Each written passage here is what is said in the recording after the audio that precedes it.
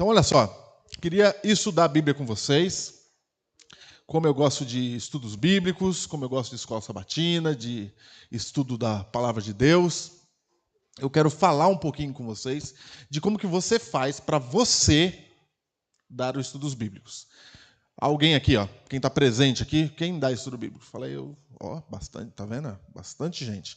Quem está assistindo aí, ó, quem está assistindo, coloca aí, ó, eu quero ensinar a Bíblia para alguém. Coloca aí, eu quero ensinar a Bíblia para alguém.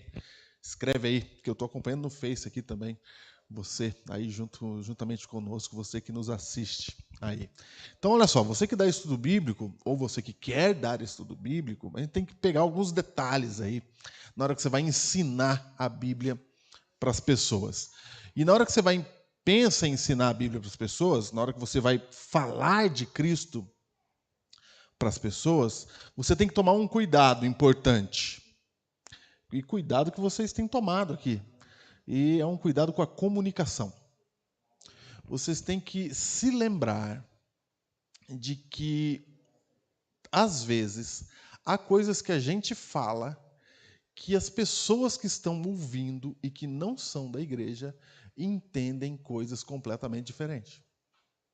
Então, às vezes, você está indo numa direção, só que a pessoa está entendendo outra coisa completamente diferente do que você está falando. E eu vejo isso acontecer, e muitas pessoas estão rejeitando os nossos estudos bíblicos, mas não estão rejeitando a Cristo, elas estão entendendo outra coisa. Então a gente precisa tomar um cuidado na hora que você vai falar de Cristo, porque como a gente está na igreja, a gente está acostumado, a gente vive na igreja, o nosso jeito de pensar e o nosso jeito de falar, ele é de igreja, né? Você fica com jeito de igreja de falar. E se você não se mistura muito com pessoas de fora da igreja, e você deve se misturar, se você não se mistura, você perde o tom, o jeito, não é? O jeito de falar, o jeito de pensar de quem não é da igreja. Por exemplo, vou dar um exemplo aqui para vocês. Imagine a expressão, a palavra conversão. Eu quero que você se converta. Ou estou orando para a sua conversão. Já falou isso para alguém? Ou estou orando para o seu marido se converter, estou orando para a sua filha se converter. Não é? Essa é uma expressão bem de igreja, bem nossa. Mas como é que será que quem ouve ela entende isso que a gente está falando? Quem está ouvindo isso? Imagina você está dando estudo bíblico na sala lá para alguém, e tem alguém no quarto ouvindo, e você fala assim, estou orando para quem está no quarto se converter. O que ele vai pensar? O que ele vai sentir? Não é? Então, olha só, a palavra conversão, ela é de igreja, não é? Ela é uma palavra igrejeira, de crente. Não é? Quem não é da igreja nem fala essa palavra. Nem fala, a não ser que ele for fazer uma conversão no trânsito. É o único jeito que ele usa essa palavra, se ele não é de igreja. Então, olha só, já começa a gente usando uma palavra que é completamente alheia a quem não vive dentro de igreja. Só essa palavra. Tem mais, né? Tem mais. Muito mais. Eu nem estou falando das palavras adventistas, que aí a gente entra num terreno mais específico ainda. Estou falando só do cristianismo, não é? Então, imagina, você não é da igreja e você ouve assim, estou orando para você se converter. O que as pessoas de fora, que não são da igreja, o que elas ouvem? Elas ouvem algumas coisas. Ela ouve, estou orando para você virar crente. É isso que ela ouve. Se converter, eu nem falo isso, então você quer que eu vire crente. E aí você fica nas mãos ou à mercê do que essa pessoa pensa sobre ser ou não crente, entendeu? Se ela achar que crente é uma coisa boa, ela achou que o que você falou é coisa boa. Se ela não gostar de crente, ela vai achar que o que você falou não é coisa boa. Tem gente que vai dizer assim, não, você está orando para me converter, mas espera aí, eu tenho tempo ainda, quando eu for mais velho, quando eu me aposentar, quando eu fizer isso, quando eu fizer aquilo, aí eu vou para a sua igreja. Quem fala isso está dizendo assim, eu acho que se converter, virar crente, é virar alguém chato que não se diverte. Alguém que só fica indo em igreja. Então, quando eu não tiver mais o que fazer na minha vida, então aí eu vou pensar em virar crente. Percebe que eles estão falando outra coisa, entendeu? Nessa discussão aqui, eles não estão falando de Cristo, de aceitar Cristo, né? O debate não é esse. Então, quando você começa a conversar de Bíblia com alguém, o debate ele começa bem longe de Cristo. Ele começa na periferia, não é, do que é o centro ali da Bíblia, que é Cristo. E você que tem que cuidar para não deixar o debate na periferia. Não é? O debate de se eu vou ser crente ou não vou ser crente. E hoje em dia ainda tem uma ideia ainda pior, ainda mais grave, que é a ideia de que quem é cristão é preconceituoso, intolerante e fundamentalista. Essa é uma ideia atual. Uma ideia atual. E essa ideia que está cada vez mais forte, porque essa ideia ela está no meio político. Não é? Então você tem, no meio da política partidária do Brasil, não é? Você tem a ideia dos religiosos fazendo parte disso e sendo políticos com a bandeira religiosa. E ser político com a bandeira religiosa traz consequências para quem não gosta daquele político que está com a bandeira religiosa. É ou não é? Então, se ele não gosta daquele governante que usa a bandeira religiosa, ele não joga fora só o governante. Ele joga fora quem? Ele joga fora o governante e a bandeira que ele está trazendo. Então, no momento atual, você tem que perceber isso, que as pessoas elas estão olhando para você como cristão e talvez ela não esteja vendo nem crente, como eu falei da outra vez, ela não esteja nem vendo alguém que se diverte, ela esteja vendo alguém que seja realmente intolerante e fundamentalista. E aí, na hora que você se aproxima e fala, vem para a minha igreja, o que a pessoa vai dizer? Ela vai dizer, semana que vem eu vou. Porque esse é um outro detalhe, viu? Quando você conversa sobre Cristo, e dá estudo bíblico, e fala de Jesus para quem não é da igreja, aqui no Brasil, como é que as pessoas falam não? Isso aqui você tem que saber disso. Como é que a pessoa nega alguma coisa? Rejeita um convite. Como é que aqui no Brasil se rejeita um convite? Aqui no Brasil se rejeita um convite falando sim, sem ênfase. É assim que a gente rejeita um convite. Então você fala assim, ó, Juninho, vamos jogar bola amanhã? Se ele não quiser, ele fala assim, pastor, vamos. O que ele falou? Mas a próxima frase minha é assim, ó, se ele falar, pastor, vamos, eu vou dizer, por que você não quer, Juninho? Percebeu que eu entendi como não. Porque aqui a gente não fala não. A gente fala porque a gente não quer ser indelicado, não é?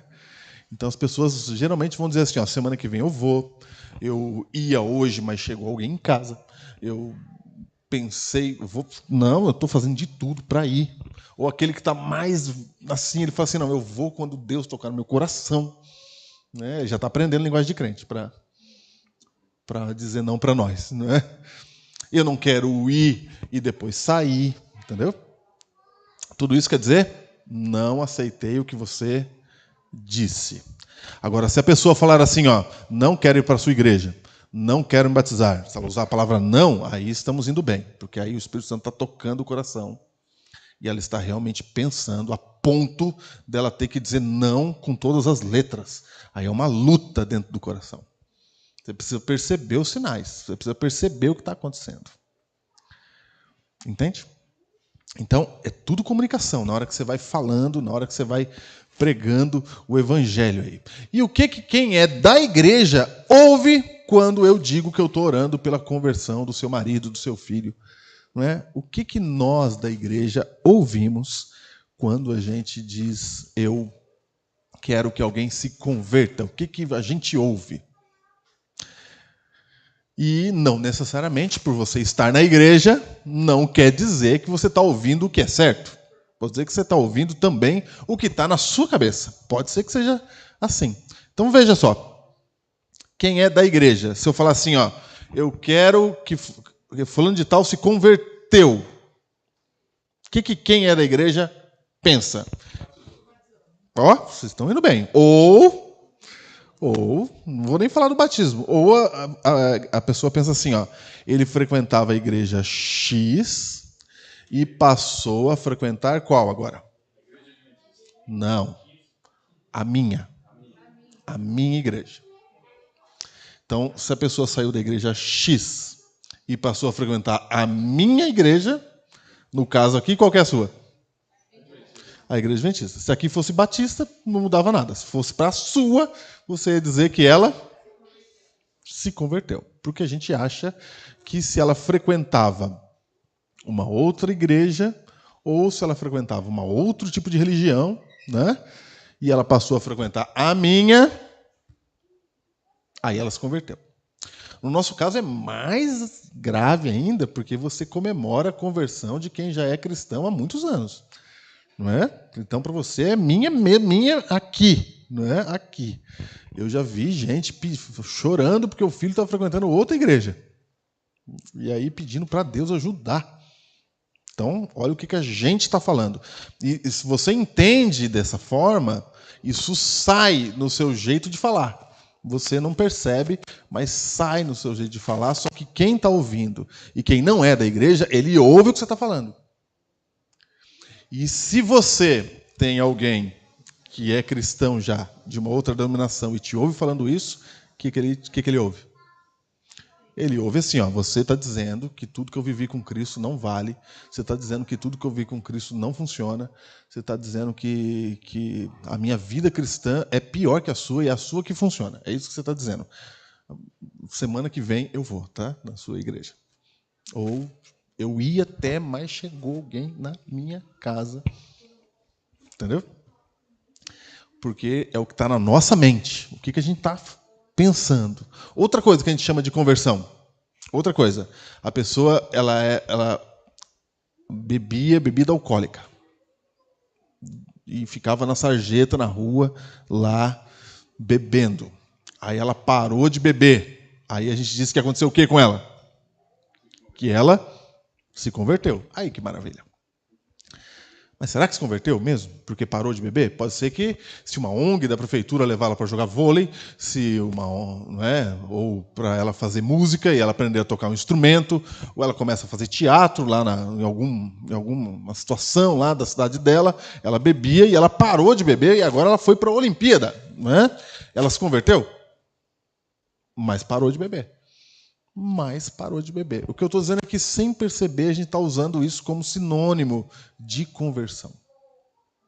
A gente está usando isso como sinônimo. E isso vai levar ao terceiro caso, que é o mais perigoso. Antes de chegar no terceiro caso, o contrário do que eu falei também é verdadeiro. Imagina que a pessoa ela é alcoólatra, e você sabe que quem é alcoólatra precisa de tratamento, você sabe que as pessoas que cuidam e tratam de pessoas com alcoolismo, eles entendem que a pessoa nunca fica curada, não é assim? Ela tem que ficar vigilante quando? Para sempre. Porque um alcoólatra é diferente de alguém que não é alcoólatra. Alguém que não é alcoólatra, ele até bebe um pouquinho de bebida alcoólica, mas isso não muda a vida dele. Mas quem é alcoólatra, ele coloca um pouco de álcool na boca e ele não consegue parar de forma alguma até ir para a sarjeta e ele não levanta dali. Imagine que alguém nessa situação, que precisa de tratamento, que se recuperou, aí ele veio para a nossa igreja, conheceu a Cristo, se converteu de todo o coração a Deus, viveu aqui como 10 anos, se tornou ancião da igreja, e aí depois de 10 anos ele teve um problema na vida dele, não sei o que aconteceu, perdeu um filho no assalto, sei lá, alguma coisa. Entendeu? Alguma coisa aconteceu que ele. Qual o problema que ele tem? Tá lá nele o problema, não é isso? Tá lá nele. Aí o problema tá lá nele, e aí foi um negócio grave, talvez um divórcio, talvez alguma coisa, sei lá, alguma coisa que foi grave para ele. Ele não aguentou e bebeu de novo. E aí ele não vai beber só um pouquinho, ele vai beber quanto? Ele teve uma recaída. Aí ele não converteu mais? Entendeu a ideia? Na verdade, ele é uma pessoa convertida que tem um problema, uma luta de saúde ali. É que a gente faz sinônimo às coisas, a gente simplifica. A gente simplifica as coisas na hora da gente dar estudo bíblico, e às vezes quando você fala isso, a ideia vai parecer muito simples, e quem está vivendo isso vai falar assim, não é tão simples assim, e rejeita o que você está falando. Tá claro aí? Tá claro? Outra coisa, esse é o pior, esse é o mais grave. Você achar que quem se converteu parou de fazer coisa errada. Essa é a ideia mais grave. Ideia de quem? De pessoas que são da igreja. Quem é da igreja pensa que se converteu, parou de fazer coisa errada. Tanto que muita gente fala assim, estou orando para o meu marido se converter. Na verdade, ela está orando para o marido fazer o melhor marido. Porque tem uma ideia no nosso coração de gente de igreja que quem se converte para de fazer coisa errada. Tanto que você diz assim, meu filho é muito pequeno, ele não pode se batizar ainda. Por quê? Porque ele não faz a lição de casa lá da escola. Oxe, mas como assim? Porque ele é um menino que eu mando tomar banho, ele não vai. Então ele não pode se batizar. Então você pega o batismo, a conversão, e você acredita que vai se tornar uma pessoa, não importa a idade dela, a pessoa correta. Não é? A pessoa correta. E a gente acha isso. Eu estava num restaurante lá em Lorena com os pastores e eu que ia pagar a conta naquele dia e a comanda estava todas comigo e alguns pastores saíram na frente e eu fui no caixa para avisar que as comandas estavam comigo. O rapaz do caixa me viu com aquela camisa que a Silvia está ali, a Silvia levantou na hora. Levanta aí, Silvia. Com aquela camisa ali da escola sabatina, não é? Eu estava com aquela camisa e alguns pastores estavam com aquela camisa também, então parecia um uniforme que nem vocês estão aqui da escola sabatina, me dando muito orgulho, não é? E o rapaz do caixa falou assim, essa camisa aí é de igreja? Eu falei, é de igreja. Ele falou assim, então nem vou conferir, eu sei que você vai me pagar.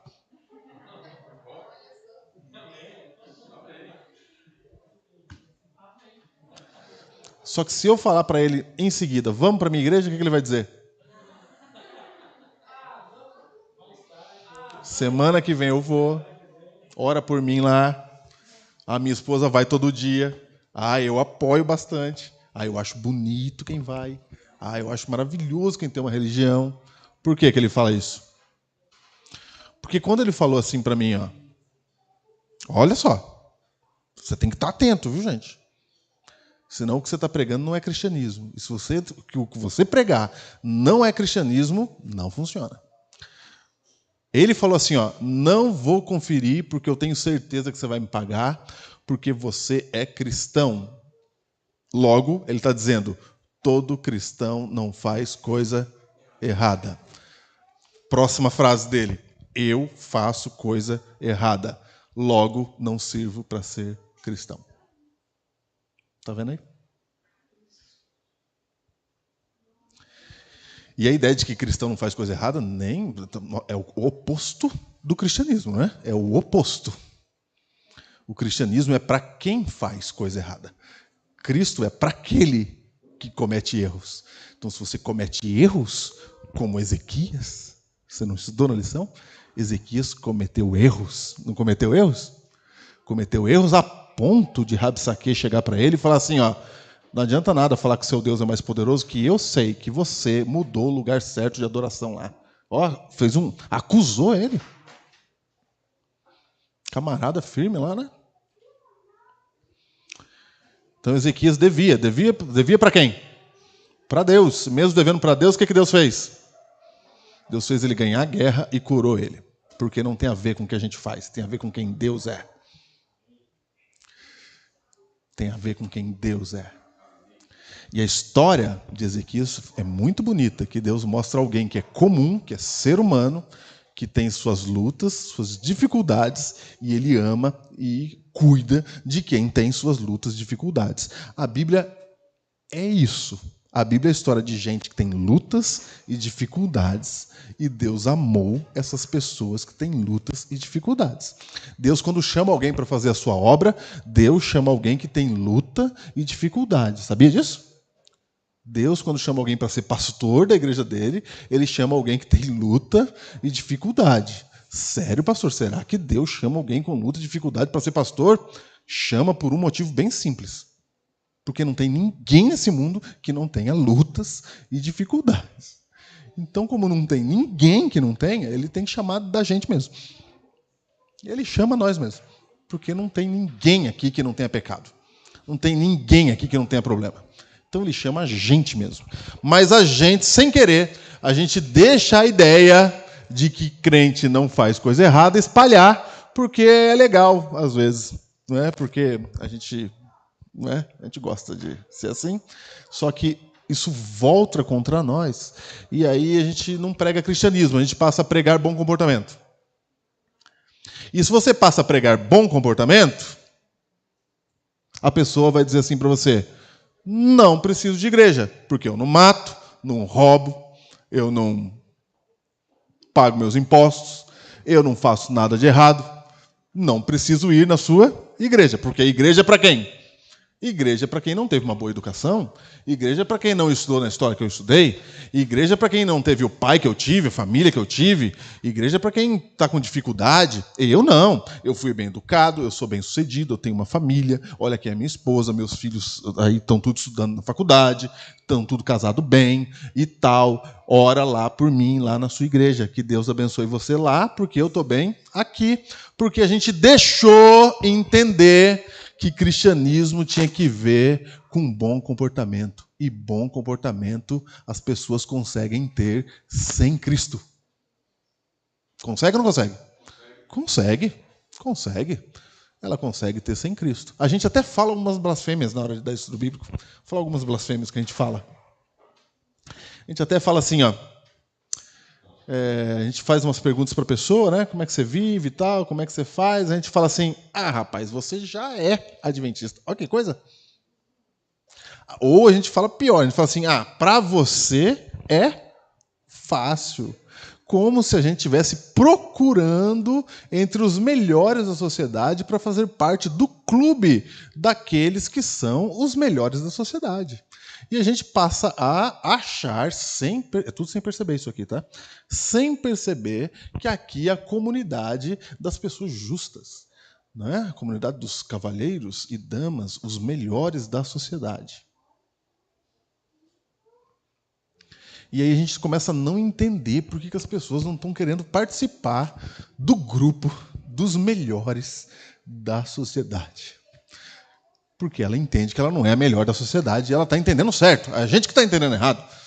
Porque Cristo, quando nos chama, ele nos avisa de que a gente não é melhor do que ninguém. O problema é o jeito que ele nos trata. Não é? Cristo nos avisa que todos nós somos pecadores, embora ele nos trate como a luz do mundo e o sal da terra. Porque Cristo trata pecador como luz do mundo e sal da terra. Cristo trata aquele que o aceita e que vem para o seu lado como a luz do mundo. Ele fala assim, ó, você vai iluminar novas pessoas. O problema é que a gente é ser humano e a gente ouve isso de Cristo, quer dizer que eu sou a luz do mundo, então quer dizer que eu realmente sou uma pessoa legal. Só que Cristo fala assim, não esquece que você é a luz do mundo, mas você é a luz do mundo sendo pecador, tudo bagunçado. Então, quando a gente tem a ideia de que cristão não faz coisa errada, a gente começa a, mesmo quando a gente quer que alguém se batize, a gente acha que ele vai se batizar para não fazer mais coisa errada. Olha que coisa interessante. E a gente começa a analisar para ver quem pode se batizar baseado no que a pessoa pode fazer no futuro. Ela nem fez ainda. Pode fazer no futuro. Mas, pastor, tem que aceitar todo mundo, então? Quem transforma é Cristo. Cristo vai transformar. Estou falando de outra coisa. Estou falando da nossa comunicação, do que a gente está falando, do que a gente... como que a gente faz isso. Às vezes a gente inverte a ordem e a gente prega a transformação antes de pregar Cristo. É disso que eu estou falando. Então, se na sua comunicação de Cristo, você, em vez de falar de Cristo primeiro, você fala primeiro de transformação, aí você inverteu a ordem. E inverter a ordem é muito perigoso. Se você falar assim, ó, alguém pergunta, o que eu tenho que fazer para ir para a sua igreja? Aí você fala, aqui você tem que guardar o sábado, aqui você tem que parar de comer carne de porco, você mudou a ordem. Entendeu? Você mudou a ordem. O perigo é a pessoa ouvir isso e ela aceitar e vir para a igreja. Aí é perigo. É bem perigoso. Porque uma pessoa que é dura, uma pessoa que é... Vou até exagerar, de propósito. uma pessoa que é um abusador, que ele trata mal a esposa, que ele trata mal os filhos, mas na cabeça dele ele faz isso porque ele gosta da coisa certa. Na hora que você fala que essa igreja tem lei, o que ele ouve? Ele fala: achei o meu lugar. Deus valida tudo o que eu faço. Deus concorda com o meu jeito de ser. Quem não me entende é minha esposa, meu filho, lá que quer fazer coisa errada. Eu não, eu gosto da coisa certa. Aí ele vem para a igreja e ele se converteu? Muito pior. Ele apenas ratificou aquilo que ele já era. Porque a Bíblia diz que conversão é se tornar uma nova criatura, não é isso? Aquele que está em Cristo é uma nova criatura. Mas cuidado, porque às vezes você tem a mesma criatura que agora trabalha de segunda a sexta. Ou você tem a mesma criatura que não come carne de porco. Ou você tem a mesma criatura que frequentava aquela igreja e agora frequenta a minha. Então tem gente que está dizendo sim para o nosso estudo bíblico e aí se cumpre o texto terrível de Mateus 23, verso 15. Já viu esse texto aí? Esse texto é terrível. Diz assim, ó: vocês, fariseus, vocês rodam o mar e a terra a fim de fazer um prosélito, que é um novo na fé. E quando conseguem, vocês o tornam, olha a expressão da Bíblia, filhos do inferno, 2 vezes mais do que vocês. Imagina? Então não é porque a pessoa aceitou vir para a igreja que ela se converteu, porque às vezes, dependendo do que foi ensinado para ela, ela não aceitou a Cristo, ela validou o comportamento dela. Ela validou o que ela já era. E todos nós, diante de Cristo, cada um de nós diante de Cristo, ninguém de nós vai poder dizer: ah, o meu comportamento é certo. Ninguém. Todo mundo, quando chegar a Cristo e quando Cristo voltar, a gente vai cair de joelho, porque ninguém é digno diante de Cristo. Ninguém é digno. E se você não percebe isso, você está pregando isso, e aí a gente começa a criar a comunidade dos fundamentalistas e dos intolerantes, porque aqui tem lei, porque aqui tem regra, porque aqui tem doutrina. Do que eu estou falando? De comunicação. Tá? Estou falando de comunicação. Então, o que é conversão? Abra sua Bíblia aí em Gálatas capítulo 4. Gálatas capítulo 4. Paulo aqui nos ajuda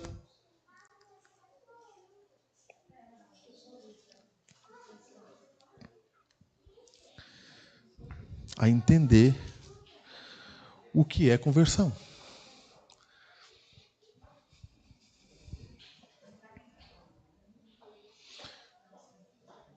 E aí, quando você entende isso, quando você tem isso no seu coração, quando você percebe isso, aí o seu jeito de pregar o evangelho, entendeu? O seu jeito de ler o texto bíblico, ele vai soar diferente. Ele vai soar diferente. Então veja lá, Gálatas capítulo 4, versículo 1 em diante, diz assim, digo, pois, que durante o tempo em que o herdeiro é menor, em nada difere do escravo, posto que ele é senhor de tudo, mas está sob tutores e curadores até o tempo determinado pelo pai. Assim também nós, quando éramos menores, estávamos servilmente sujeitos aos rudimentos do mundo, vindo, porém, à plenitude do tempo, Deus enviou seu Filho, nascido de mulher, nascido sob a lei, para resgatar os que estavam sob a lei, a fim de que recebêssemos a adoção de filhos. E porque sois filhos, enviou Deus ao nosso coração o Espírito Santo, que é o Espírito do seu Filho que clama, Abba, Pai. De sorte que já não és escravo, porém filho, e sendo filho, também herdeiro de Deus. Até aí. Então aqui Paulo faz a seguinte ilustração tremenda que Paulo faz aqui. Paulo está dizendo assim, imagina uma criança que é o herdeiro, o seu filho. Quem tem filho pequeno aqui? Abaixo de 5 anos, deixa eu ver aqui. Eu não tenho, eu passei da fase, já estou evoluído já. Eu tenho um de 7, serve também. Quem tem abaixo de 10? Aí. O menino é menor. Ele é seu filho. Mas você precisa trabalhar. É isso que Paulo está falando aqui. Só que você, por ter que trabalhar, você contratou um funcionário, um tutor, não é? Você contratou uma babá para cuidar do seu filho que é menor, ok? Pergunta de Paulo: quem é o maior na relação? Quem é o mais importante? Seu filho ou o tutor, a babá? Quem é o mais importante aí? Se der errado essa relação, quem que você manda embora? Você manda embora o filho ou você manda embora a babá ou o tutor? Quem que você manda embora? Você manda embora a babá, você não manda embora o filho. Então Paulo está dizendo assim, ó, entre o filho e o funcionário, quem é mais importante? É o herdeiro. Quem é o herdeiro de tudo? É o funcionário? Não. Embora o herdeiro, quando é menor, quando é criança, ele não percebe isso, essa relação, e ele acha que o tutor está acima dele. Porque o tutor manda, né? Vai tomar banho agora, faz a lição, etc. Chegou a hora. E essa criança, ela pode achar assim, meu pai gosta mais de quem? Do tutor, porque o tutor manda eu fazer as coisas, e quando meu pai chega, meu pai valida as ações do tutor. Porque eu quis ficar brincando essa manhã sem fazer lição de casa, e a babá não deixou, me obrigou a fazer, e meu pai ficou do lado de quem? Da babá. A criança ela não tem condição de saber quem é ela na relação. Ela não sabe quem é ela na relação. Aí Paulo falou assim, ó, mas quando veio a plenitude do tempo, veio Cristo para avisar para vocês que estão aqui, vocês não são o funcionário. Vocês não são o tutor. Vocês são filhos. Quando Cristo chama a gente de filho de Deus, ele não está chamando a gente de filho de Deus porque a gente nasceu dele, só isso. Ele está dizendo, você é meu filho porque você é meu herdeiro. Veja, qual a diferença do filho e do funcionário? Imagine que você convida seu filho para ajudar você a fazer alguma coisa aí. Você convida seu filho para te ajudar numa tarefa. O meu filho mais velho gosta de cozinhar. Imagine que eu, lá quando ele tinha 5 anos, a gente fez isso, chamou ele para ajudar a fazer o almoço. Quando eu chamo uma criança de 5 anos para ajudar a fazer o almoço, esse almoço vai demorar mais ou menos? Por que vai demorar mais? Porque uma criança de 5 anos, eu vou ter que ficar cuidando dela, não é? Na hora que ela pega a faca, na hora que ela chegar perto do fogo, na hora que a água estiver quente, para não tocar na panela. Mas eu chamei ela para quê? Para ela me ajudar. Tem ajuda? Não. Por que não tem ajuda? Porque a relação é outra. Do filho não se espera desempenho. Do filho, nesse caso, menor, tá? Criança aqui, tá? No filho menor se espera o quê? Relação. Por que eu chamo o meu filho de 5 anos para ajudar a fazer o almoço? Porque eu quero ter o quê? A relação com ele. Eu quero ensinar ele. E isso leva tempo. Então, esse almoço que eu chamei ele para ajudar, esse almoço não pode ser um almoço de 1 hora só que eu tenho que fazer rápido. Não pode. Ele tem que ser um almoço que é o dia que tudo pode dar errado. Porque ele pode derrubar o sal a mais, né? Eu estou ensinando, então eu tenho que permitir que ele erre. Então, o que importa ali é a relação. Outro dia levei meu pequeno agora aí para andar de metrô lá em São Paulo. Nunca tinha andado de metrô. E ele ficou emocionado, como eu fiquei também quando andei de metrô a primeira vez.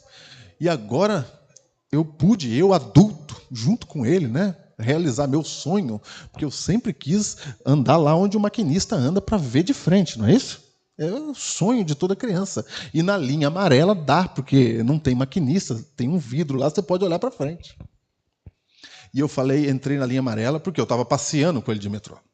Se eu estava passeando, eu ia numa estação, descia, mostrava a estação, entrava de novo. Ele achou maravilhoso o passeio. Diferente se eu tivesse que chegar num compromisso. Se eu tivesse que chegar num compromisso, o que eu ia fazer lá? Eu entro, porro, vou embora, não olho nada. É ou não é? Mas ali eu não era funcionário. Ali não tinha desempenho. Ali tinha o quê? A relação. E eu falei, Lô, agora é você que vai dirigir o metrô. Eu falei, segura nesse ferro. Se você apertar, ele anda. Se você soltar a mão, ele para. E ele foi, gente. Foi chegando à estação e o João, já de 10 anos, ajudou. Falou, vai, Lu, agora você tem que parar. É a sua vez, vai soltando a mão. Que foi chegando na estação, né? Porque as pessoas precisam descer. E ele soltou a mão e parou, gente. E parou, gente. Agora, não dá para fazer isso se eu tivesse horário. É ou não é? Não dá. Porque se eu tenho horário, se eu sou funcionário, se você contrata alguém para fazer o almoço de um buffet, ou você contrata um buffet para fazer o almoço num casamento, por exemplo, aí o que você espera? Você espera desempenho. Você quer o almoço quente, saboroso, na hora certa e sem falhar nada. É ou não é? Aí não tem relação. Tem desempenho. É o funcionário. O funcionário eu paguei, eu quero que aconteça. Se eu paguei um motoboy para ele entregar um negócio às 14h, eu preciso que esse negócio chegue antes das 14h. Ele não pode levar o filho dele para passear no metrô. É ou não é? Então, do funcionário, eu espero desempenho. Mas do filho menor, eu espero relação. Então, o que é conversão? Conversão é você entender que você não é o funcionário. E isso serve para qualquer ser humano. Ele pode ter a vida honesta, ética, pode não fazer nada que a gente chama de errado. Mas quando você descobre que na relação com Deus você não é o funcionário, você é o herdeiro, você é o filho, aí muda o que está acontecendo aqui. Quando você for dar estudo bíblico, a função do estudo bíblico é você avisar para a pessoa que ela é filha de Deus Todo-Poderoso. A Bíblia diz que o Espírito Santo tem que convencer a gente disso. Porque a gente não acredita. A gente acha que a gente é funcionário. A gente frequenta a casa de Deus como funcionário. A babá, o tutor, frequenta o local da intimidade, mas ele não tem lugar na intimidade. Muita gente frequenta a igreja, mas não tem lugar na intimidade com o Deus dessa igreja. Você frequenta, chega na hora certa, faz o que tem que fazer, cumpre as leis e as regras dessa igreja. Você cumpre as leis e as regras desse Deus, mas você ainda não tem relação de pai para filho com esse Deus. Você tem relação de funcionário. E a relação de funcionário entende que o que importa é o desempenho. E se você não toma cuidado, você começa a frequentar aqui para ter o melhor desempenho para poder ir para o céu. Se você não toma cuidado, você acha que na hora de entrar no céu, Deus vai avaliar o seu desempenho. João, meu mais velho, o que gosta de cozinhar, fez sozinho pela primeira vez uma sobremesa sozinho, que era uma gelatina. Eu acho que ele tinha uns 5 anos. E gelatina não é difícil, então deixamos ali, ele fez sozinho. E ele escolheu a travessa para colocar e tal. E a gente falou que ia ser sábado, a hora da gelatina. Então a gente fez na sexta, deixou na geladeira para o sábado, certo? A gente almoçou. E depois que almoçou, era o grande momento do João. João, com o olhinho brilhando, falou: pai, deixa que eu sirvo. Eu falei: pois eu deixo. Vai pegar. Ele foi na geladeira, pegou a travessa, que ele tinha escolhido, que era a mais bonita. E no caminho até a mesa, deixou escapar. E explodiu no chão. A travessa de vidro com gelatina. Gente, ele chorou o choro do fracasso. Porque ele não chorou porque ele não ia comer gelatina. Ele chorou porque aquela gelatina era o que ele ia entregar de melhor. E quebrou. O que você acha que eu falei para ele? O que você acha que a gente falou para ele? A gente falou assim: toma cuidado, menino, presta atenção, olha o que você fez. Você devia ter deixado eu pegar. Foi isso que eu falei? Não, a gente correu e abraçou ele. Porque ele é filho. E ali não estava contando o desempenho. Ali estava contando a relação. Quando você dá estudo bíblico, você tem que avisar isso para a pessoa. Ela tem que entender isso. E Cristo está dizendo assim, ó, o último verso que eu li, de sorte que já não és escravo, ou o funcionário, né? Na época eles chamavam lá de escravo. De sorte que já não és escravo. O problema é que, como está escrito escravo, você não se identifica com o negócio, né? Você lê a Bíblia e fala assim, mas escravo, não tem mais escravo nessa vida, você acha que não é com você. É com você. Aqui está falando do funcionário. Entendeu? De sorte que já não és o funcionário, porém, filho. E sendo filho, você é herdeiro de Deus. Ele sabe que mesmo depois do batismo, você vai derrubar a gelatina. Ele sabe. E ele vai correr para te abraçar. Presta atenção em alguns textos bíblicos depois que você entende isso. A Bíblia diz assim, muitos naquele dia hão de dizer-me, Senhor, em teu nome expulsei demônio, em teu nome fiz milagre, em teu nome profetizei. Essa pessoa está evocando o quê? Ela está listando o quê?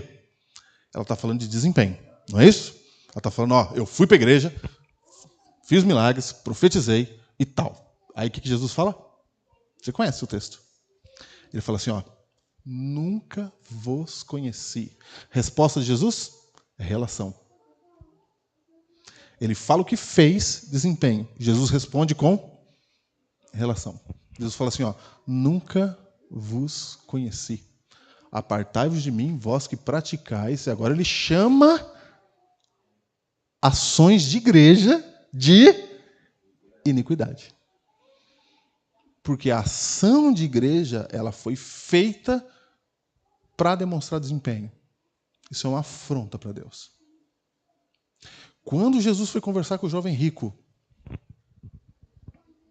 o jovem rico falou assim, o que eu tenho que fazer para herdar a vida eterna? Aí Jesus chama no desempenho e fala assim, guarda os mandamentos. Aí ele fala, já guardei todos. Aí Jesus fala assim, desempenho eu sei que você tem. Falta uma coisa para você. Vende tudo que você tem e faz o quê? E segue-me. Segue-me quer dizer o quê? É relação. Vem ficar comigo, então. O jovem rico fala, aí é muito grande, não vou. Ele não vai e ele escolhe o desempenho. Só que o desempenho não funciona. Agora, para outro grupo, Jesus vai dizer assim, vinde benditos de meu Pai. Entrai na posse do reino que vos está preparado desde a fundação do mundo, porque tive fome e me destes de comer. Está falando de quê? Relação. Os salvos vão responder o quê para essa frase de Cristo?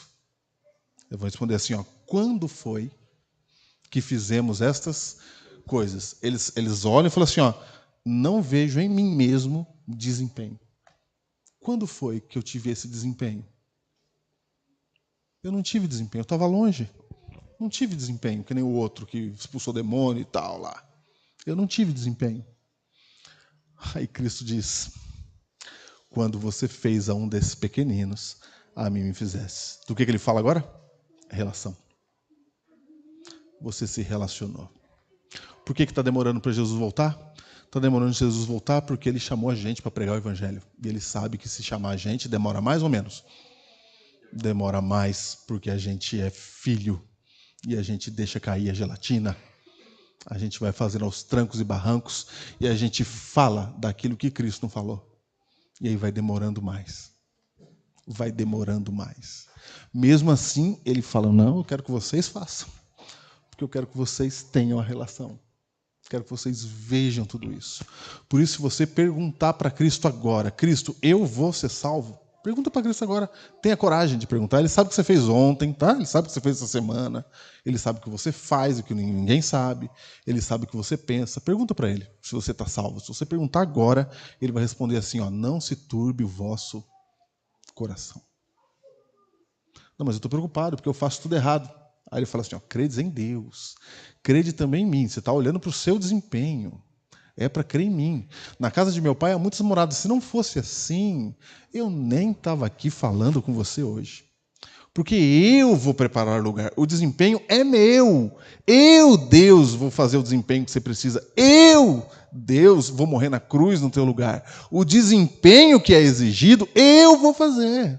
E quando tiver tudo preparado, aí eu voltarei e vos receberei para mim mesmo. Olha ele falando de relação de novo.